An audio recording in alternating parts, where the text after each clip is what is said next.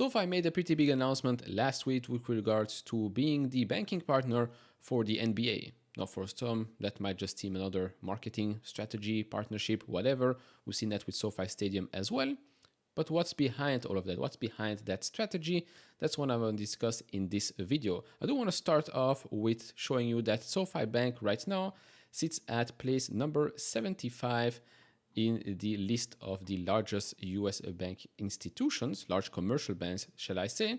There's still quite some way to go to reach that goal of being a top 10 bank. I mean, if you look at the assets of the top 10 here compared to what SoFi is doing right now or what SoFi has right now, there still is quite some ways to go. Now I'll start with SoFi Stadium. Remember SoFi Stadium, that announcement, they are going to pay $600 million in a span of 20 years to get the naming right of that stadium. So now it is SoFi Stadium, 600 million, 20 years, 30 million a year, basically $30 million in marketing expenses every year for them to get their name out there and attract as many users as possible. Now, why is that a big deal? Well, first of all, the NFL is a pretty big deal in the United States. For example, the latest Super Bowl was the most watched program ever in the United States, averaging 123.7 million viewers. Now, of course, this year's Super Bowl was not played in SoFi Stadium, but I do believe a year or two ago it was played in SoFi Stadium, and I do think that in a couple of years it will come back to the SoFi Stadium as well. There's also going to be, I believe, the opening ceremony for the Olympic Games in 2028, SoFi Stadium.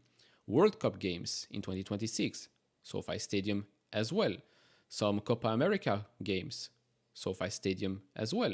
So you see, when you get the naming rights of a stadium, for some it doesn't matter, but to see that name there, it gets brand awareness. It gets people to say, SoFi, where did I hear that before? Oh, right, SoFi Stadium, great games, great experiences. I downloaded the app, got cash back, got some promotions, this and that.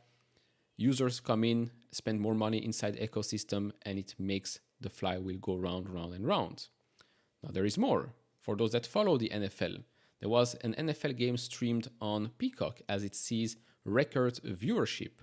More specifically, it averaged 23 million viewers on Peacock, NFL Plus, and on NBC affiliates in KC and Miami. This was a game between the Dolphins and the Chiefs. Of course, you might say, yeah, but this is a specific game because it is between the Dolphins and the Chiefs, and that's why it attracted that many users. Okay, fine. But again, it shows you lots of eyeballs watching these types of games. And so if your name pops up every now and then when all those millions of people are watching those games, your brand gets recognized. Could lead to even more customers. By the way, if we go back to the stadium deal announced, Anthony Noto, CEO and director, said this: I saw the stadium as an opportunity to have broad-scale reach and notoriety really fast. We did the stadium deal for television exposure, not for game day exposure. My view was that there would be at least 4 to 6 primetime NFL football games at that stadium a year. And each primetime football game, because I used to be a media analyst and worked with the NFL, and we did the first live NFL games on social media at Twitter, I knew a live Thursday night game, Sunday night game, or Monday night game had about 20 million unique viewers. Why do I say this? Well, because he did say something very interesting last week on Yahoo Finance. Anthony, lastly, what does it mean for companies like you that want to have a presence in all things sports? What does it do to the value of those deals, and how can it be easily afforded?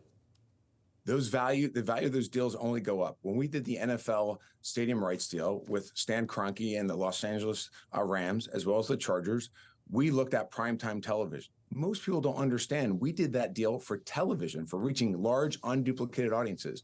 I had a thesis that we would get 4 to 6 primetime games at SoFi Stadium. And at 20 to 25 million unique viewers times 4 to 6, we would get a larger reach and an ability to hit an audience at a lower cost than we were paying for television. And what we do when games are at SoFi Stadium on a Monday night is we run ads during the game. So they're not only are they aware of the brand, but they actually understand what the brand stands for. And guess what we do the next Monday night? We run the ads again because the same audience comes back the next week, even though the teams are different. And so it's easy to reach people 10 to 15 times in a season by partnering with the NFL. The NBA, same story. They have even higher frequency with multiple nights of primetime television throughout the year. And so our partnership with the NBA is about being there with them, a credible brand, about reaching their large, unduplicated audience. They have 200 million fans behind the NBA, and it's another way for us to continue to reach audiences that we need to penetrate and that we need to build trust and reliability with as a household brand name. So now you might start to see the idea behind those deals, behind those sponsorships, partnerships, naming rights deals, you name it. Some might even say, oh, now with the NBA being maybe a bit more of a global sport, maybe SoFi is looking to expand outside the United States. I don't know, in my opinion, focus on the United States. It's big enough and the task there is already hard enough to reach that top 10. NFL, obviously, very, very focused on US rather than outside the United States, but at least now you get the idea. Now, before I continue and look at how much it is costing them to actually acquire new members, if you enjoy this type of videos, leave it a thumbs up, subscribe if not, really appreciate that. If you want to support me even further, do check out the link down in the description and in the pinned comment to get a top 10 best stocks to buy now, or go to fool.com/couchinvestor. Thank you very much. So we know that last quarter they brought in 585,000 new members, increasing that by 44% year over year. And so that brings the total to 7.5 million members. Of course, as you can see here, the year over year growth, the addition of new members has been quite exceptional. Now, to bring those members, you have to spend money, of course. How much? Well, you can calculate that pretty easily. If you look at sales and marketing for this quarter, 174,705,000. It's a bit up year over year, but not by much. You divide that by the number of new members added in this quarter, you get a number around $290 or so. If you do that for the full year of 2023, they spent $719,400,000 and they brought in approximately, let's say, 2.3 million members or so, which means that their cost to acquisition sits at around $310 for the year. This quarter, closer to $290. It's still quite high. If you look at the average sits at around $200 or so. I'm not even talking here about the neobanks, the Cash Apps, the Revoluts, the stuff like that, because their cost of acquisition, even Nubank, right? Their cost of acquisition is way, way, way, way lower. But SoFi, being also, let's say, in the more traditional banking sector, they're spending more money because of the way that they operate. So yes, you can, let's say, compare it to the neobanks, which are spending $5 to $50, or you can compare it to the more traditional banks, which is who they're really competing with right now, which are spending around $200, sometimes more, sometimes a bit less, but around $200, $220, let's say, on average. Now, you might say, okay, fine, they're growing extremely fast, but they're spending way more money than the others. Yes, it's true, but then again, at the start, you do want to spend more money to get the name out there to attract as many people as possible. And then eventually, you wouldn't have to spend that much money because there are so many members already inside your ecosystem. They tell their friends, their family, look, I'm using this service. It's actually much better than the one I used before. Why don't you download this app? SoFi didn't have to spend $300 to convince that other person because that one person that cost them, let's say, $300 to acquire, did the job for them. So now they acquired 2 customers for $300, which is $150 per customer. And the ball rolls and becomes bigger and bigger and bigger. Snowball effect in a positive way, of course. Now, the last thing I want to show you is the insider trading activity. Not really insider trading, but hedge fund activities. We know that Cathie Wood has been adding quite a lot of shares more recently.